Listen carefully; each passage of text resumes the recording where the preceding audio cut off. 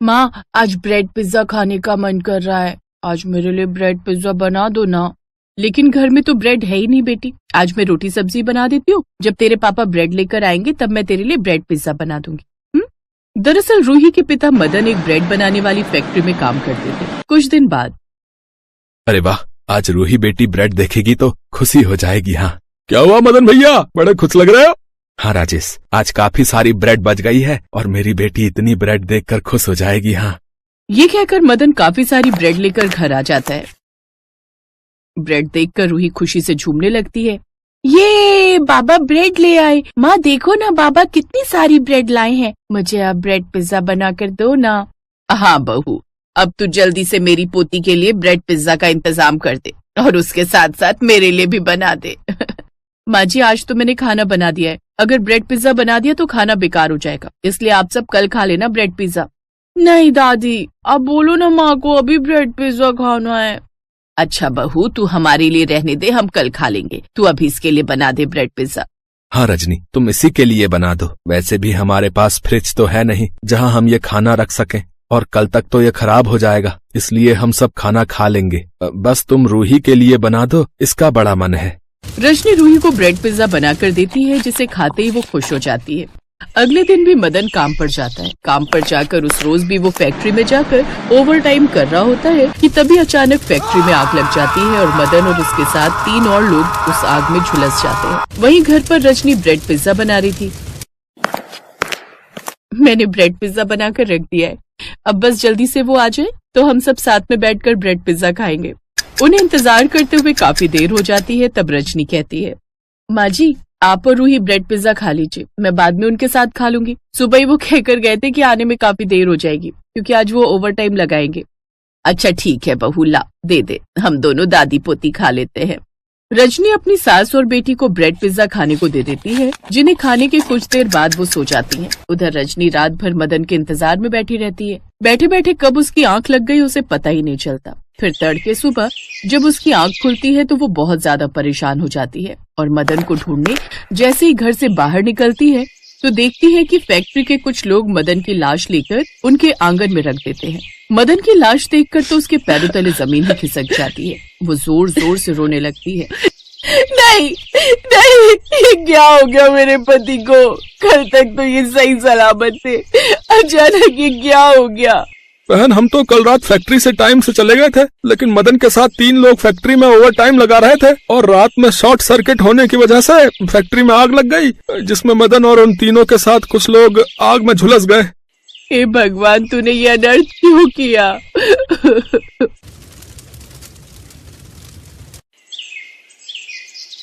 मदन के जाने के बाद उसका पूरा परिवार शोक में डूब गया। रजनी की सास सरला बड़ी हिम्मत वाली थी। वो अपनी बहू को हिम्मत देते हुए कहती है, अब बस भी कर बहू, आखिर कब तक तू यूं आंसू बहाती रहेगी? अब वो हमें छोड़कर जा चुका है। अगर तू भी सारा दिन ऐसे ही भूखी प्यासी रहेगी तो कहीं ऐसा ना हो कि मासूम रूही के सर से माँ का साया भी छिन जाए। बहू, अब उसके लिए माता पिता दोनों तू ही है। तुझे ही कुछ काम करके उसका पालन पोषण करना होगा। लेकिन मैं आखिर क्या करूं माँ जी? तू जानती है तेरे अंदर ब्रेड पिज्जा बनाने की कितनी अच्छी कला छिपी हुई है, और वो भी बिना उस ओवन मशीन के, जो कि पूरे गांव में किसी के पास नहीं है। तू चाहे तो ये ब्रेड पिज्जा बेचकर इस घर का गुजारा चला सकती है। ये मत सोच तेरा पति नहीं रहा तो तू कुछ कर नहीं पाएगी। तेरी सास तेरे साथ है। अपनी सास की बातें उसे ठीक लगती हैं और पड़ोस की काकी के पास रखा पुराना ठेला ले आती है। फिर घर में रखी ब्रेड से वो ब्रेड पिज्जा बनाकर तैयार कर लेती है और बाजार में जाकर बेचने लगती है। आइए आइए, 40 रुपए में ब्रेड पिज्जा खाइए, आइए आइए। तभी उसके पास एक ग्राहक आता है। अरे वाह, केवल 40 रुपए में ब्रेड पिज्जा? बहन, मुझे भी देना तो।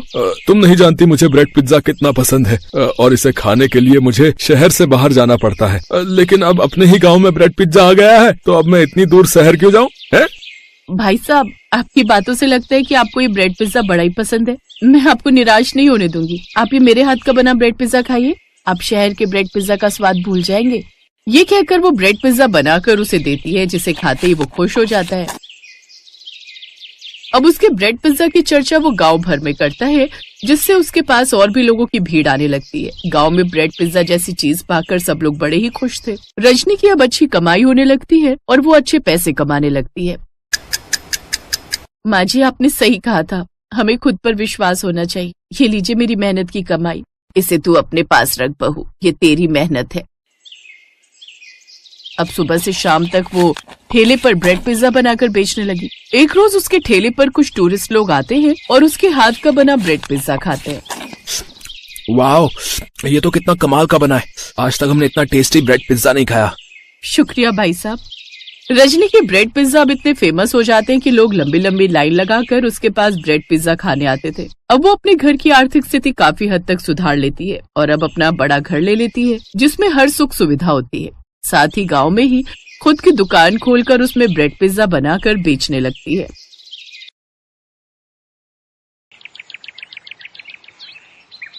अरे अनुज जी, ये आप क्या उठा कर ले आए?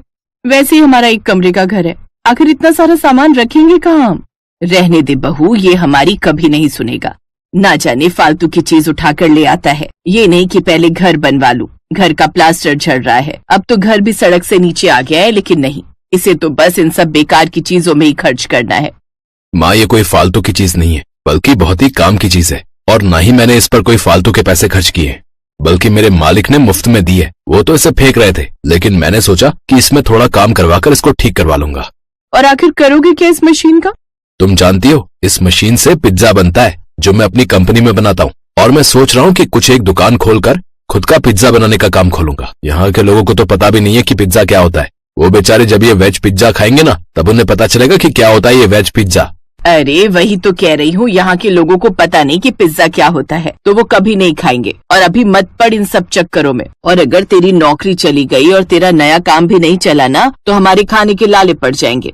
अरे माँ, तो मैं कौन सा अभी खोलने के लिए कह रहा हूँ, कुछ समय बाद। इसलिए तो मैंने रूपाली को भी कढ़ाई में ही वेज पिज्जा बनाना सिखा दिया है, ताकि कल को ये भी पिज्जा की दुकान संभाल सके। एक रोज आधी रात को तेज बारिश आने लगती है, जिससे उनकी छत टपकने लगती है। अरे ये क्या, घर में तो पानी आ गया। मेरे माइक्रोवेव को उठाकर कोई ऊपर रख दो, नहीं तो बारिश के पानी से ये खराब हो जाएगा। ये देखो, इसे तो इस हालत में भी अपने इस मुए माइक्रोवेव की चिंता सताई जा रही है। फिर अगली सुबह। रूपाली, बारिश थम गई है। मैं काम पर जाने से पहले बाजार से बड़ी सी पन्नी ले आता हूँ, उसे छत पर डाल दूंगा, जिससे पानी अंदर नहीं आएगा। जी आप रहने दीजिए ना। वो क्या है ना, मेरा मन आज सुबह से बहुत बेचैन हो रहा है। आज आप काम पर से भी छुट्टी ले लीजिए और फिर पिन्नी लेने भी कल चले जाना। अरे कुछ नहीं होगा रूपाली, मैं बस यूं गया और यूं आया। ये कहकर अनुज दुकान की ओर चला जाता है, लेकिन रास्ते में काफी पानी भरा हुआ था। वो कुछ दूरी पर चलता है कि तभी बिजली के खंभे से लटकती तार पानी में गिर जाती है, जिससे पानी में करंट आ जाता है और अनुज उसकी चपेट में आ जाता है, जिस कारण उसकी मौत हो जाती है। अनुज की मौत की खबर जब उसके घर वालों को लगती है, तो उनके पैरों तले जमीन खिसक जाती है। हाय मेरा बच्चा, हमें छोड़कर चला गया। हे ऊपर वाले, ये तूने क्या किया? अरे जाने की उम्र तो मेरी थी, मेरे बेटे ने तो अभी तक कुछ देखा भी नहीं था। उसके आगे उसकी पूरी जिंदगी पड़ी थी। नहीं, इन्हें कुछ नहीं हुआ। माँ जी आप क्यों रो रही हैं? ये तो बस सो रहे हैं। अभी आप देखना, नींद पूरी होते ही जाग जाएंगे। सुनिए ना, उठिए ना, अभी तो हमें बहुत कुछ करना है। आपने कहा था ना साथ में मिलकर वेज पिज्जा की दुकान खोलेंगे और दोनों उसमें मिलकर पिज्जा बनाएंगे। बहू होश में आ, अनुज हमें छोड़कर जा चुका है और अब वो कभी लौट कर नहीं आएगा।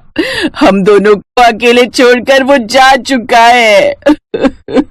इसके बाद रूपाली फूट फूट कर रोने लगती है। ऐसे कुछ दिन बीत जाते हैं। एक रोज रूपाली अनुज के लाए हुए उस माइक्रोवेव को उठाकर दुकान जाने लगती है। रूपाली बहू, तू ऐसी हालत में इस मशीन को लेकर कहाँ जा रही है?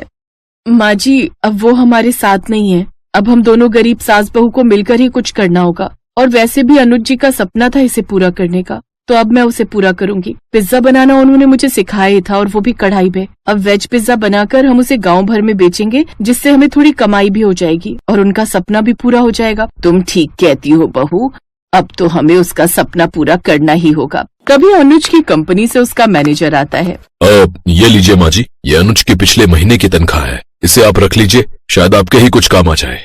बहुत बहुत शुक्रिया बेटा, ये पैसे हमारे बहुत काम आएंगे। माँ जी शुक्रिया मत कहिए, ये पैसे अनुज की मेहनत के हैं।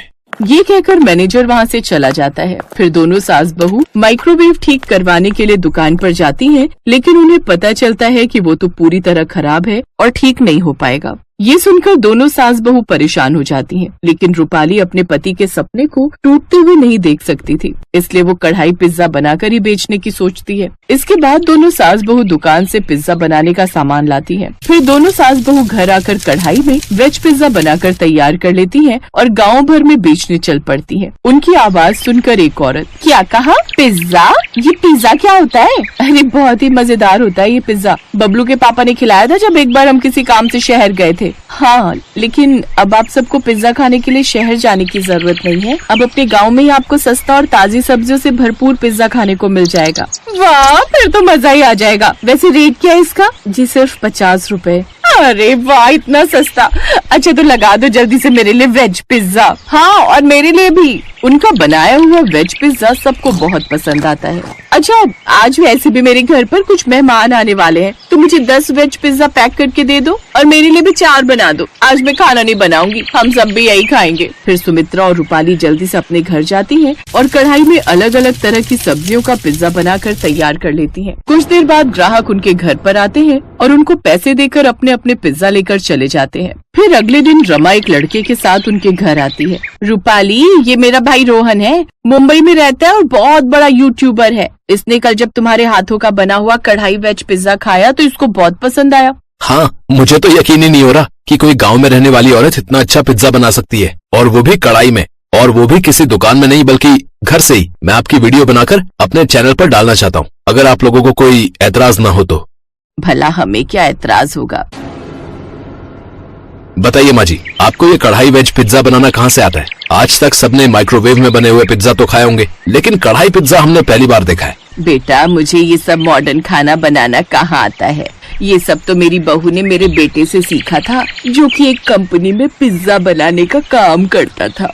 जी माँ जी बिल्कुल सही कह रही हैं। और ये कढ़ाई वेज पिज्जा भी मुझे उन्हीं ने बनाना सिखाया था। ये उन्हीं का सपना था जिसे हमने पूरा किया है। रोहन उनकी वीडियो बनाकर अपने चैनल पर अपलोड करता है। अब सास बहू का कढ़ाई वेज पिज्जा हर जगह मशहूर हो जाता है, जिससे उनकी माली हालत काफी सुधर जाती है और अब वो खुद का बड़ा पक्का घर बनवा लेती है। कुछ समय बाद अब वो खुद का रेस्टोरेंट खोलती है जिसमें पिज्जा ही बेचती है। अब वो और भी लोगों को काम पर रख लेती है। उसे देखकर सास की आंखें भर आती हैं और वो उसे गले से लगा लेती है।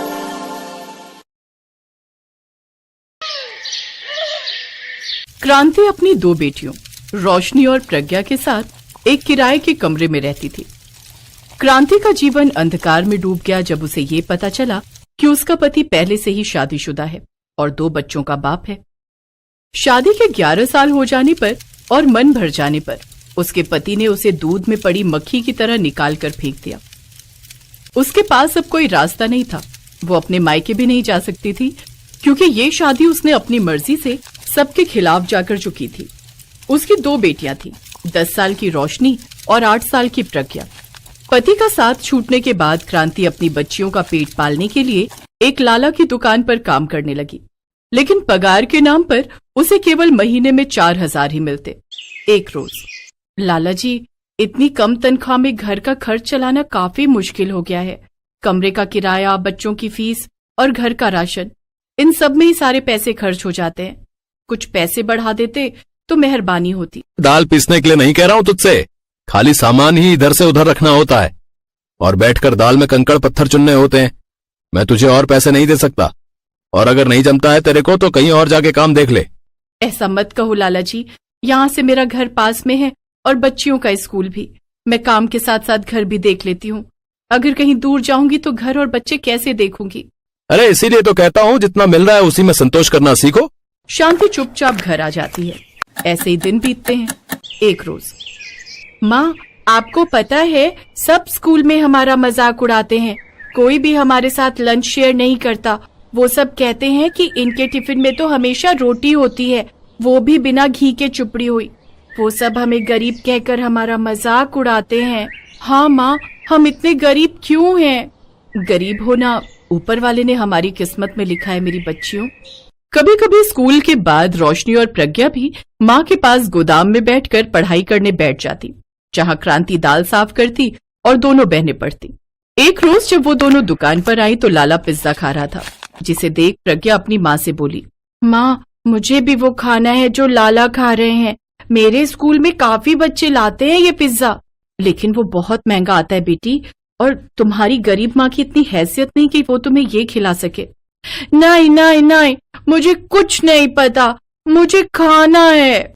अच्छा तू रुक, मैं अभी लाला जी से मांग कर देखती हूँ। क्रांति घबराते हुए लाला जी के पास आई। मालिक, बिटिया का बड़ा मन है ये पिज्जा खाने का, अगर आप थोड़ा सा टुकड़ा। ए चल चल, तुम गरीबों की हैसियत नहीं है इसे खाने की, जानती भी है कितना महंगा आता है ये, हैं? ये तो हम बड़े लोगों के शौक हैं, चल जा। आंखों में आंसू लिए क्रांति प्रज्ञा से बोली, तू दुखी मत हो मेरी बच्ची, मैं तुझे फिर कभी पिज्जा खिला दूंगी, चल अब तुम पढ़ाई कर लो।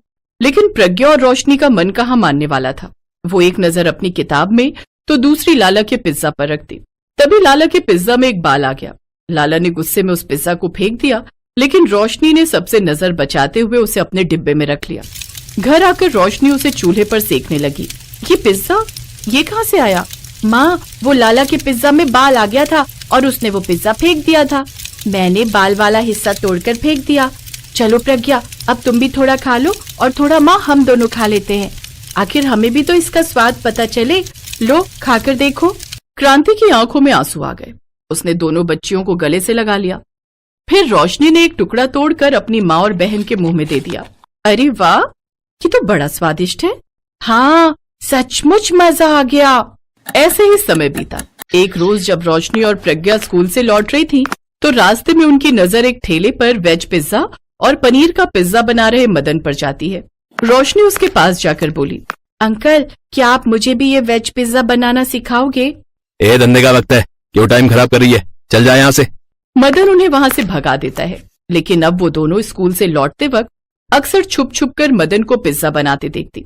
एक रोज वो मंडी जाती हैं और वहाँ जाकर फेंकी हुई खराब सब्जियों में से कुछ ठीक ठाक सब्जियां बिन कर लाती हैं। और जब उनकी माँ दुकान पर होती है तो वो घर पर आटे की बड़ी सी रोटी बनाकर सेक लेती है। पहले तो 2 रोटियां खराब हो जाती हैं, लेकिन तीसरी बार उसका पिज्जा बेस बनकर तैयार हो जाता है। फिर उन सब्जियों को छोटा छोटा काट कर वो उस पर डाल देती है। पिज्जा जितना दिखने में खूबसूरत था, उससे कहीं ज्यादा वो खाने में लाजवाब था। वाह छोटी, हम तो पिज्जा बनाने में माहिर हो गए। ये वाला माँ के लिए रख देते हैं, वो खाएगी तो खुश हो जाएगी। उस रोज उन्होंने पेट भर पिज्जा खाया, लेकिन तभी दुकान से बिरजू भागता हुआ आया। रोशनी, प्रज्ञा, अरे जल्दी चलो, तुम्हारी माँ की तबीयत ठीक नहीं है। क्या हुआ माँ को? वो अचानक से बेहोश हो गई है। वो सभी क्रांति को लेकर अस्पताल पहुँचते हैं, जहाँ डॉक्टर उसे बीपी लो की शिकायत बताते हैं। साथ ही कमजोरी के कारण उसे कुछ दिन के बेड रेस्ट पर रहने के लिए कहते हैं। अब से तुम्हें काम पर जाने की जरूरत नहीं है माँ, अब तुम बस आराम करो। हमने उस लाला को भी मना कर दिया है कि तुम अब उसके यहाँ काम नहीं करोगी। लेकिन मैं आराम करूंगी तो घर कौन संभालेगा? हम दोनों हैं ना माँ, अब आप बस आराम करो। क्रांति के पास रखे थोड़े से पैसों से वो पिज्जा बनाने का सामान लाती है। फिर दोनों सड़क किनारे बोरी पर ही पिज्जा बनाकर बेचने लगती हैं, क्योंकि ठेला खरीदने के लिए अभी उनके पास पैसे नहीं थे। वो जोर जोर से लोगों को आवाज देकर बुलाने लगती, आओ आओ प्यारे लोगों, आओ हमारा स्वादिष्ट पिज्जा खाओ, एक बार खाओगे तो बार बार आओगे, सिर्फ 50 रुपए के सस्ते दामों में खाओ। इतना सस्ता पिज्जा सुनकर कुछ लोग उनके पास आ जाते हैं और उनसे वो पिज्जा लेते हैं। पहले दिन उनकी थोड़ी सी कमाई हो जाती है। फिर एक औरत उनके पास आती है, एक वेज पिज्जा मुझे भी देना। वाह, इसमें तो क्या लाजवाब स्वाद है, ऐसा करो 4 पैक भी कर दो। उनका वेज पिज्जा सबको बहुत पसंद आया और उन दोनों बहनों का काम चलने लगा। लेकिन मदन उनसे चिढ़ने लगा। ये छोरियां क्या सोचती हैं? 2-4 सब्जियों से बना ये वेज पिज्जा बिक जाने से ये लड़कियां मेरी बराबरी कर लेंगी। कहाँ मेरा वेज और पनीर पिज्जा, और कहाँ इनका ये सब्जी वाला सिर्फ वेज पिज्जा। मदन को खुद पर खूब घमंड था। कुछ दिन बाद ही दोनों बहनों ने पुराना ठेला खरीद लिया और उस पर वेज पिज्जा बनाकर बेचने लगी, जिससे उनकी कमाई और भी ज्यादा बढ़ गई और उनका काम खूब अच्छा चलने लगा। उन लड़कियों की मीठी बोली और प्यारा स्वभाव, साथ में सस्ता और स्वादिष्ट पिज्जा खाकर लोग उनकी ओर आने लगे। रोशनी तवे पर पिज्जा बनाती और प्रज्ञा वो सबको परोसती जाती। वाह, क्या बढ़िया वेज पिज्जा बनाया है, क्या लाजवाब स्वाद है इसमें। उनकी कमाई देख मदन गुस्से में आकर उनसे बोला, ए लड़कियों खबरदार, अगर कल से तुम दोनों ने अपना पिज्जा का ठेला यहाँ पर लगाया तो? क्यों नहीं बेच सकती हम यहाँ पर पिज्जा? क्योंकि तुम्हारा ये सस्ता सब्जी वाला 2 कौड़ी का पिज्जा देखकर मेरी दुकान पर कोई नहीं आता। मैं रोज सारा सामान घर ले जाता हूँ और तुम दोनों यहाँ बैठकर नोट छाप रही हो। लेकिन वो दोनों नहीं मानती और अगले दिन से वो फिर से पिज्जा बनाकर बेचने लगती है। मदन उनके ठेले पर जाता है और वहाँ खड़े ग्राहकों से कहता है, आप सब मेरे ठेले पर आइए, वहाँ आपको पनीर पिज्जा मिलेगा। आपको ये बेकार सब्जी वाला पिज्जा नहीं खाना पड़ेगा। तुम्हारे पिज्जा में तो रत्ती भर का स्वाद भी नहीं है जो स्वाद इसके इस वेज पिज्जा में है। न जाने क्या मिलाती हैं ये 2 कौड़ी की लड़कियां अपने इस वेज पिज्जा में। अब दोनों बहनें स्कूल से आते ही पिज्जा का ठेला लगाकर पिज्जा बनाती और दोपहर से रात तक बेचती रहती। उनके पास खूब ग्राहक आते। ये देख अब मदन से रहा नहीं गया और एक शाम जब दोनों बहनें काम समेटकर घर जाने लगी तो मदन एक बड़ा सा डंडा लाए और उनके ठेले को तोड़ फोड़ करके वहां से चला गया। तभी एक बड़ी सी गाड़ी वहां आकर रुकी जिसमें से एक आदमी बाहर आया।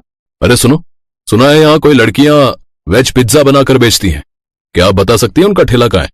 ये सुनते ही दोनों बहनें रोने लगी। अंकल जी, हम ही यहाँ पिज्जा बनाकर बेचती थी, लेकिन एक अंकल ने हमारा सारा ठेला तोड़ दिया। उन्होंने उसे सारी बात बताई। फिर उस सेठ ने उनसे कहा, मैं एक आश्रम चलाता हूँ, मुझे वहां के 1200 बच्चों के लिए तुमसे पिज्जा बनवाना है। सारा सामान मैं तुम्हें खुद खरीद कर दूंगा। बस तुम दोनों हिम्मत मत हारो, क्योंकि तुम जैसे बच्चे ही इस देश के गरीब बच्चों का भविष्य हैं। वो सेठ बड़े ही दिलदार थे। उन दोनों ने जो कुछ खोया था उससे कहीं गुना ज्यादा ही उन्हें मिला। दोनों ने अगले 2 दिन में 1200 पिज्जा अनाथ आश्रम में भिजवा दिए, जिससे उन्हें अच्छी कमाई हुई। अब उन्होंने एक नया ठेला खरीदा और फिर से उसी जगह पर पिज्जा बनाकर बेचने लगी। धीरे धीरे क्रांति भी पूरी तरह ठीक हो गई और अब वो भी अपनी बेटियों का इस काम में साथ देने लगी। उनके पास अब शादी पार्टियों के भी कई ऑर्डर आने लगे, जिससे वो अब दिन दुगनी रात चौगुनी तरक्की करने लगे। मदन भी समझ गया कि अच्छाई की जीत होकर ही रहती है, इसलिए उसने अब उन्हें परेशान करना बंद कर दिया और अपना काम